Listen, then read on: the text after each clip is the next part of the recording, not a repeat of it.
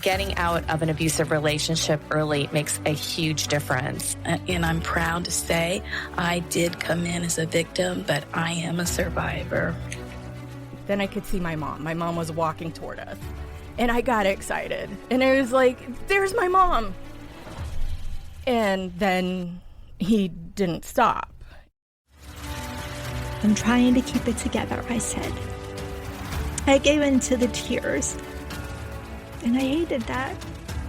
It's not necessarily the easiest process. It's not necessarily the prettiest process, but it is the most effective process. Like, you can do this. I'm going to tell you 100% you can do this, and you're so worth it to do this.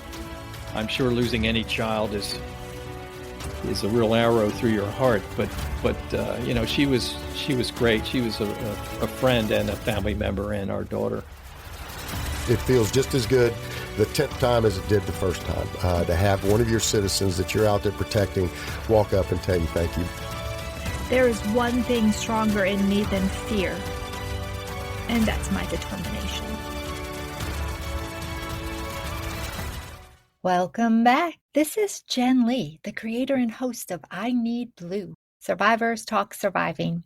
Visit www.ineedblue.net for additional stories. As you listen, if the message moves you, share the story with friends and family. The more we share, the more we learn, and the more we can help. Please note, I Need Blue does contain sensitive topics which could be triggering. Please seek help if needed. May is Foster Care Awareness Month. Today, we are going to discuss this on a local level, Brevard County, Florida. My first guest is Kierra. At age 12, her life changed. She left her home environment where her mom was mostly absent. This led to a journey of multiple moves, several schools, drugs, prostitution, an anonymous phone call, living in a safe house, and much more.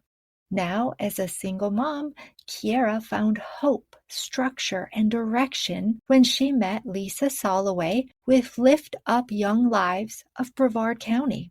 Kierra is going to school to become a criminal defense lawyer after being positively influenced by a local attorney. I am humbled she is here to share her story. As you listen, you will be amazed the events occurred within a 6-year span. She experienced more in those 6 years than someone will in a lifetime. She is resilient and quite the inspiration. My second guest is Lisa Soloway, founder and executive director of Lift Up Young Lives. It's a life skills program at Ready for Life Brevard. Lisa and her husband adopted their daughter, Tiffany, from foster care. During the process, they learned how many kids never get a forever family and are out on the streets once they age out of licensed care. Lift Up Young Lives helps young people realize their potential and teaches them the tools they need to succeed in life. Thank you for being my guest today, Lisa. Ladies, I cannot wait to get started. I really appreciate you sharing your story and sharing all of this information. What you are doing is making a difference in our community. I'm just happy to be here.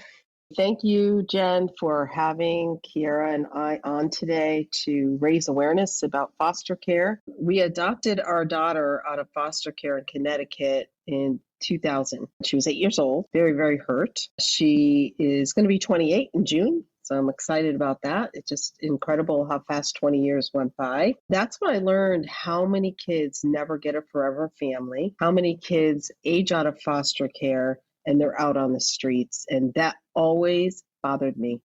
Well, it is my pleasure, ladies. Before we get started, I would like to share a word from our sponsor.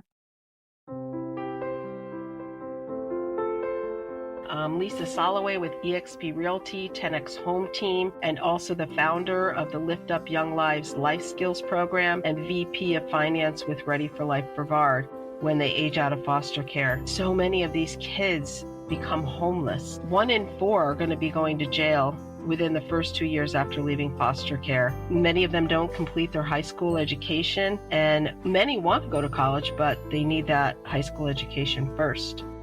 For additional information, visit readyforlifebrevard.org. Kierra, welcome to I Need Blue podcast. I know your story is going to really provide some insight, also a lot of hope. Thank you for being here. Thank you so much. Hope is a very interesting thing, and I think that's a huge part of my story. And a little bit of a spoiler, my daughter's name is Hope. That definitely has a big meaning to me. To start my story, I was born in Vero Beach, Florida. I moved to Satellite Beach, Florida with my dad, my older brother, and my aunt. I lived there until I was 11 and a half, almost 12 years old. Around that time, we had a issue in the family. My dad moved out. My brother and I did too. My brother and I stayed with a family friend. For the next year, I lived with that family friend until I reconnected with an extended family member, and I was about 12 and a half at that time. I had been introduced to sex trafficking as well as substance abuse myself. You had been exposed to your first hit of crack cocaine. I wanted to know how you didn't become addicted to drugs. I can't explain it. With addiction running in my family, I would have had an active addiction. I can't think of anything else but to say, by the grace of God, did I not get addicted and stuck. So, age 12, you leave your aunt's house. It is your first exposure to drugs, to crack cocaine. And then you ended up, like you said, in kind of like prostitution. The extended family member, it was their way of life. And that was how they had lived 20 plus years of their life. With me being, living with that family member and being exposed to it, at that time, I was heavily doing drugs. It was around me, right in front of me, all day long. And at that point, the prostitution was to keep up a habit. At some point, someone had made an anonymous report. Can you tell us about that? Around the time that report was made, I had just moved in with an extended family friend, and I had been with that family friend for about 3 weeks. And at that time, I do not know who made the report. As you said, it was anonymous. I do not know the exact words of the report. They would not give all of that information. Did open a criminal investigation for that family friend and a DCF investigation regarding my dad, my mom, and myself.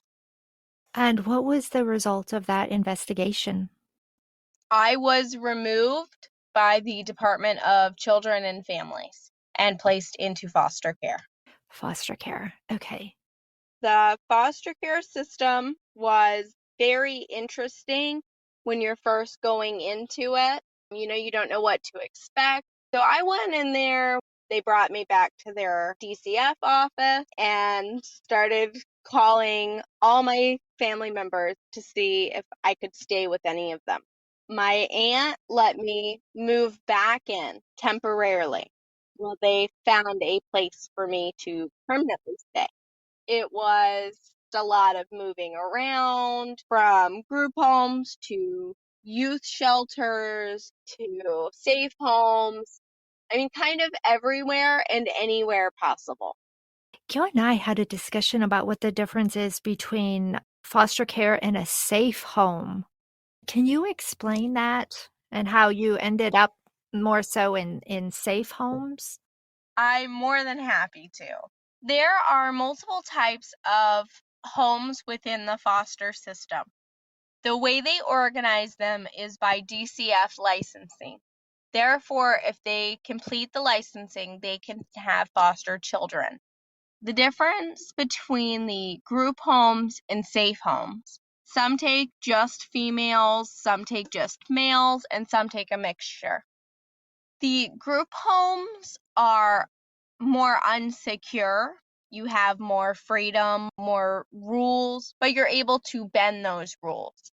At safe homes, you are in a completely undisclosed location. Family, friends, nobody knows where you are except the people that are in that home with you. It was 24 hours that somebody was awake and monitoring us. Safe homes are very locked down. They are specific to girls or women that have been sex trafficked. It's a means of protection versus just a place to live. Why would someone be placed in a safe home versus the foster home? A lot of the time it does come down to labels. Unfortunately, I have a human trafficking label that will follow me for the rest of my life.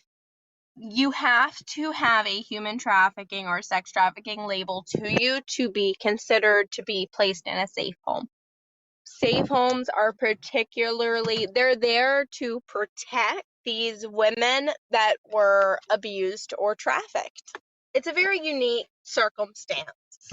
They also do, if you have that label, they do consider safe homes as a last resort if no other placement wants you. And was that the case with you? Did you feel nobody else wanted you, or? They determined they could not find a normal, so to speak, foster care placement. Therefore, they had no place to put me. And at that time, they had found the safe home and they had used my human trafficking label to try to secure me there. Can you describe your roughest placement, how that made you feel emotionally, mentally, and any types of scars that it has left behind? My roughest placement was a youth shelter. That was one of my first more long-term placements. I did go back there a total of 3 times. There was very little supervision. You could drink alcohol or do drugs, smoke marijuana, and it was your choice. They did not punish you for it. They more didn't even realize that you were doing it. So that left the biggest scars on me. That started a long streak of running away. Actually, that was the first place that I actively ran away from.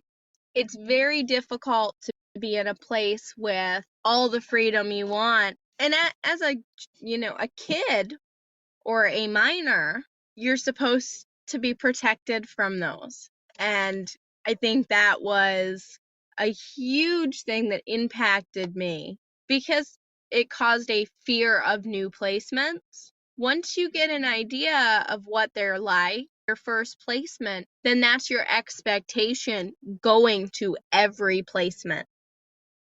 You know, when most people move or travel, they have a suitcase, right? For their personal belongings that are important to them. What did you have to carry any items that were important to you? Garbage bags. Wow, I can't imagine. I was fortunate enough to have family members that did get me a suitcase later on. But a lot of people that do not have that, they give us garbage bags and give you about 2 hours and tell you to pack everything. One of the hard things about foster care is moving from place to place. When they move you, you get very little notice and you get your garbage bags. And you were told to pack everything you can in your bag.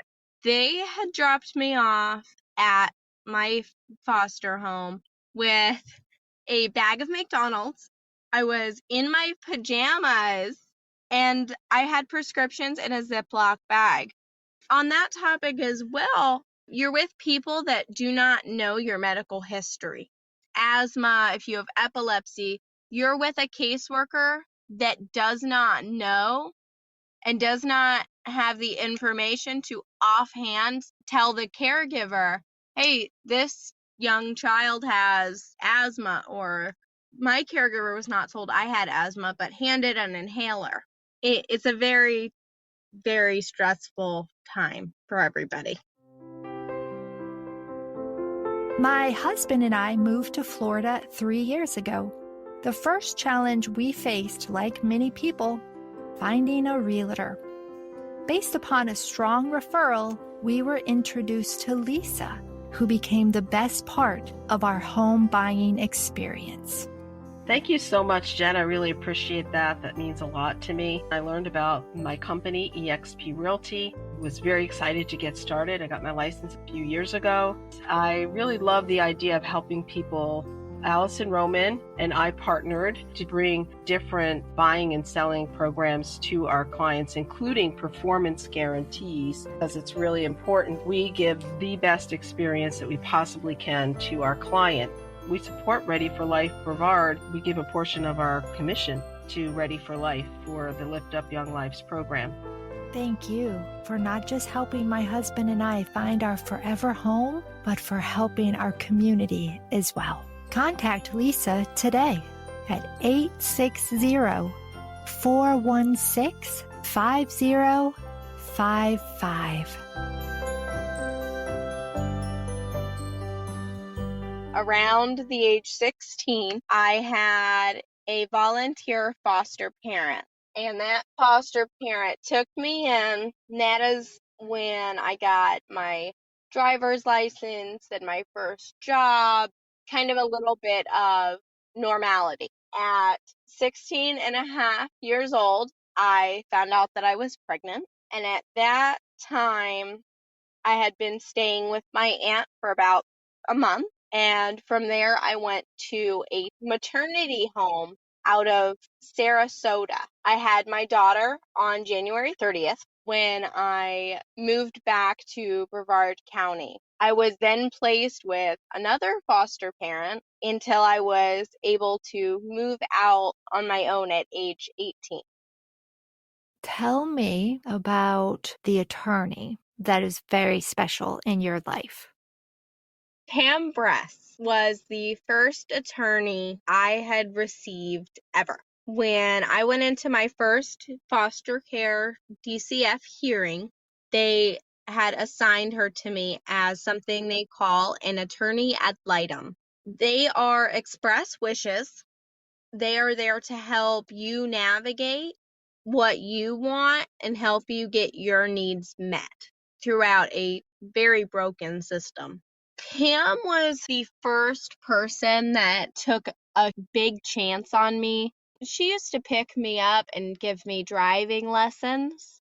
She brought me to get my identification, my learner's permit, my driver's license. She came out and visited me in every placement. It was a very, very important part of my life to have somebody that was always right there with you and is still here with me today.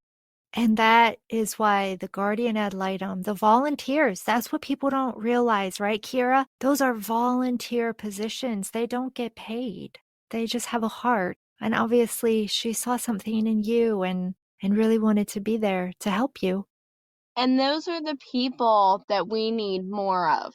She did work for a legal aid in Brevard County, and she actually quit her job at that legal aid to open a youth center. And to this day, for almost 2 years, she has this youth center that has GED, fast track resources, food pantries, clothes, and they have all sorts of resources for people like us, but that is volunteer ran. The volunteers are what make us, they give us hope. Foster parents are volunteers. And you don't have to take a kid to be able to help. And I really want everybody to know that. You can help in other ways. If you have 5 minutes or 10 minutes Go down and take a look at your local DCF offices. They take clothes donations, food donations. There's so much people can do to help on a volunteer basis.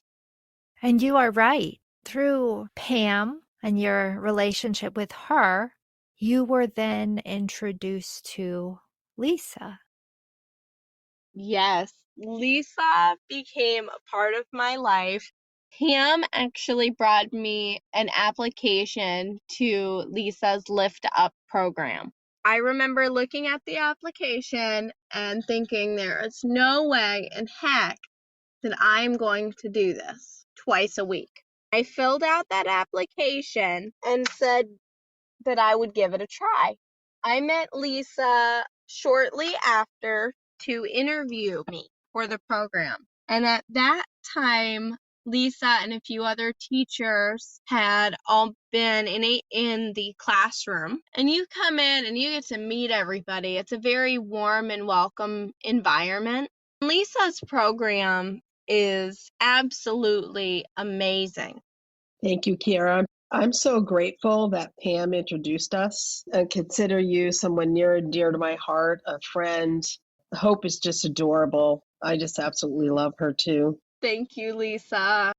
When we were preparing to move here to Florida 8 years ago, started looking into how can I help these kids who've aged out of foster care. And I was involved in a program up in Ormond Beach and then moved down here to the Melbourne area and started Lift Up Young Lives November 2017. And then I was invited to help start Ready for Life in November 2019. That's where all the students are, the young people.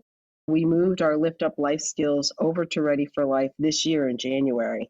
We have an incredible class right now of 13. It's been really a joy and a pleasure to see this transition come to life and the number of young people that we can help. We can help more people. So I'm really grateful for that. Yeah, it's a major blessing. Part of what has helped to get where you are today was that application that you were reluctant to do. So the application was for the Lift Up Young Lives Life Skills program. And basically, we just, wanted some references. Every student had to write a little essay about their background, what they hoped to get out of the Lift Up Life Skills program, kind of the first introduction. And then after that, as Kierra said, we had what we call a meet and greet, just to, ask more questions, let them ask us questions. Everyone that she met with was very impressed by her. She was 15 at the time, not quite 16. So it's really just that introduction to who is this person who wants to join the Lift Up Life Skills program. It's really designed to teach them things that they don't learn in high school, such as social skills, some life skills, how to create a resume, how to interview for a job. We teach them about financial literacy, about professionalism, leadership. We also teach them about how a car works, because when our students graduate the first semester, they get a laptop computer. And when they graduate the second semester, they get a good used car.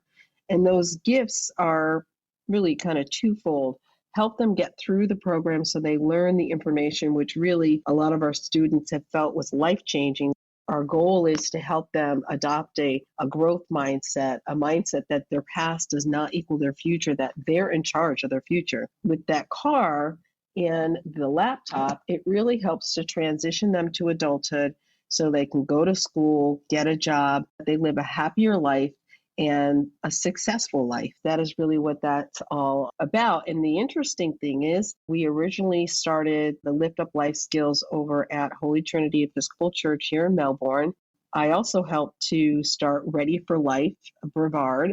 Pam Breast, she's just the most incredible human you ever want to meet. She is really the backbone of the entire program, along with some incredible staff, VP of Finance and Executive Director of the Lift Up Life Skills. We also help our aging out of foster care get housing. It's a sliding scale. It's through HUD. They're HUD vouchers. A lot of these kids, they become homeless once they turn 18 and they're aging out of foster care. They don't have the money and they don't really know how to find housing. They're out on the streets, which breaks my heart. I just want to take a moment to say how proud I am of Kierra. She almost quit the program 2 or 3 times, but she always called me. As you can imagine, our program was challenging. And the goal was to help them grow and, push them a little outside their comfort zone. And she was smart enough to call me, and she was smart enough to say, okay, I'm going to come back. I'm going to come back. And she successfully graduated from that program, which is, essentially a college year. She was very successful and got her car. And boy, is she incredible. She's, an advocate for foster care. And so she is a huge part of change that we want to see for these young people. You're using skills that you learn and that you're learning to be able to make a difference in this community, in Florida, and beyond, really. And you're a great example to Hope, who is part of your purpose in life. Your history is part of your purpose in life with everything that you do. Her smile lights up your heart, mind, and spirit. Absolutely. Talking about Hope, there's so much to start. Hope is now 15 months old. She has finally gotten her personality. She's a very, very feisty one. She's definitely got her mother's attitude. But she came at a time in my life that I needed her. If it wasn't for her, I don't believe that I would be here talking to you today. And that is a very big thing in my life.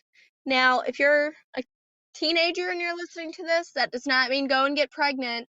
As much as having my daughter Hope is a blessing, it's exhausting. You have to work and provide, and you have a whole life in your hands. Every day I wake up to this beautiful smile and her jumping up and down and so excited to see me. If there is one thing when you look at your daughter and you say, I'm going to teach her this, I'm going to absolutely teach her this one thing, what is it?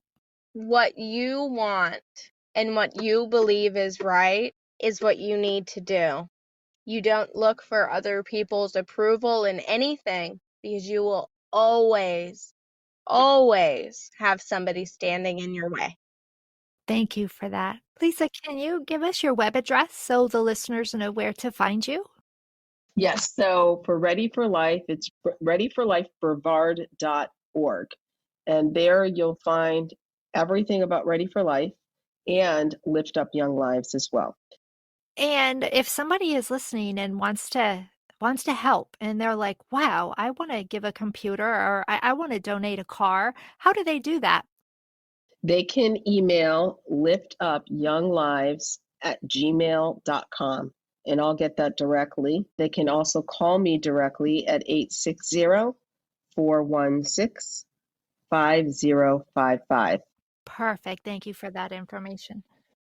I think just spreading the word about how important it is to understand what these kids go through and to raise awareness about foster care is great, because I think a lot of people don't understand and they just don't know.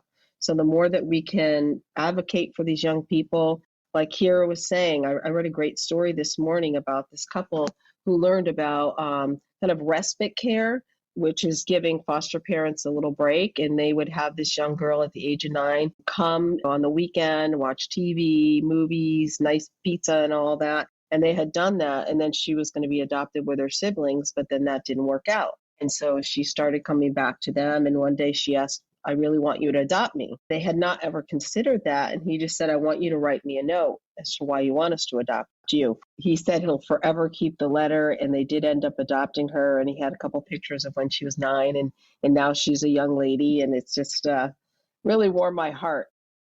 That's great. Thank you so much for all you do, your contributions to the community.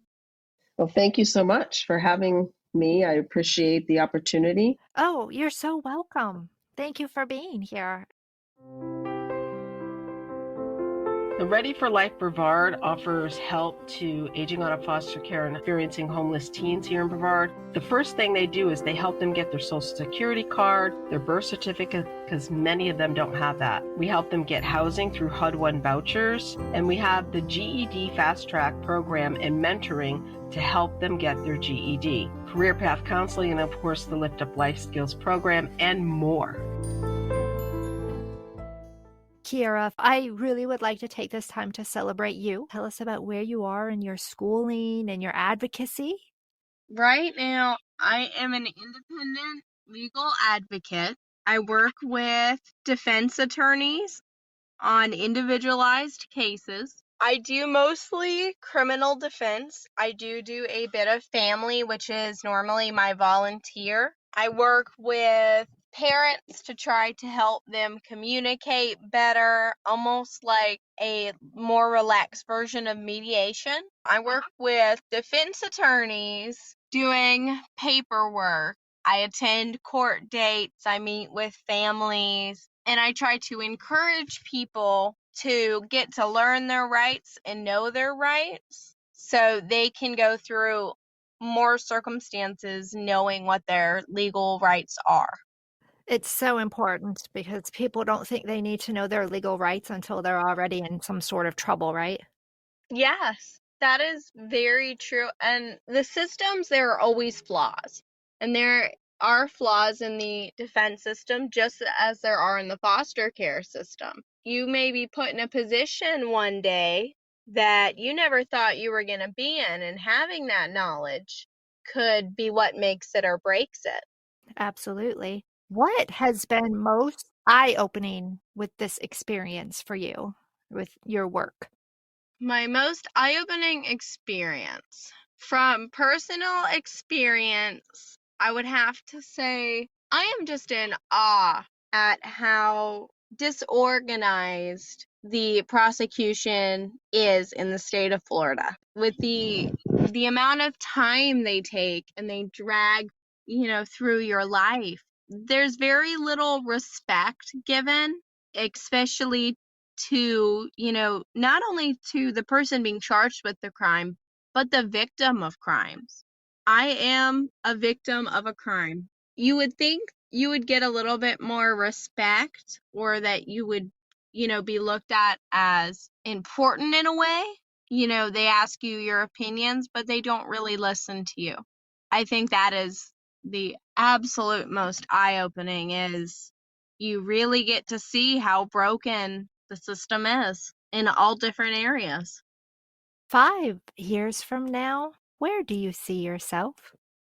I see myself sitting at my desk, eating ramen noodles with my face in a law textbook.